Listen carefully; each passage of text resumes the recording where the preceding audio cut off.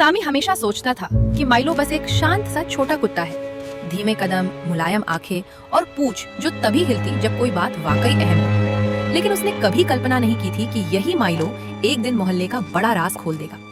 2 दिन से मोहल्ले की मशहूर मालिन मिसेस गैबल दिखाई नहीं दी। किसी ने कहा वो बहन के घर गई हैं, किसी ने कहा आराम कर रही होंगी, मगर सामी को यकीन नहीं आता था। वो तो अपने गुलाब एक दिन भी छोड़कर नहीं जाती थी। उस सुबह सामी जूते पहन रहा था कि माइलो दरवाजे पर खड़ा था।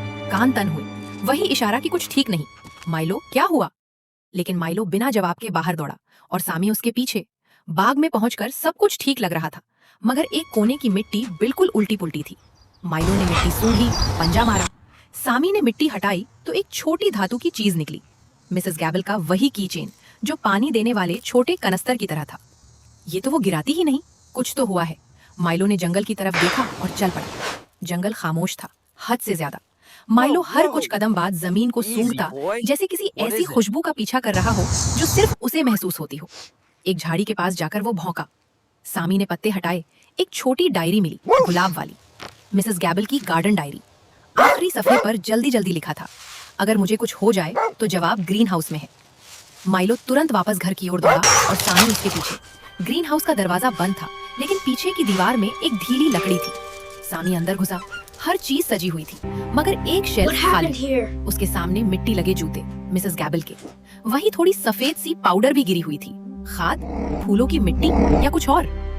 पैरों के निशान एक पुराने लकड़ी के क्रेट तक जाते थे। माइलो हल्का सा गुर्राया। सामी ने क्रेट खोला। अंदर मिसेस गैबल का फोन पड़ा था, बंद और टूटी हुई स्क्रीन के साथ। स्पष्ट था यहाँ कुछ गंभीर हुआ है। क्रेट के कोने में माइलो ने फिर नाक लगाई। एक छोटा सा चमकता हुआ बैज था, गार्डनर्स क्लब का। वही जो मिस्टर राइली, नए माली, अपनी जेब पर लगाते थे। वही मिस्टर राइली जो हमेशा कहते मिसेस गैबल हर प्रतियोगिता जीत लेती हैं, और मजाक में बोलते थे कि काश वो थोड़ी छुट्टी ले लें। अब ये मजाक नहीं लगता था। माइलो, ये पुलिस को बताना होगा। माइलो ने जोर से भौंककर हामी भरी। उस दिन दोपहर पुलिस ने जंगल खंगाला। नहर के पास एक छिपी हुई झोपड़ी मिली। अंदर मिसेस गैबल थी, डरी हुई लेकिन बिल्कुल ठीक। उन्हें प्रतियोगिता से हटाने के लिए बंद किया गया था।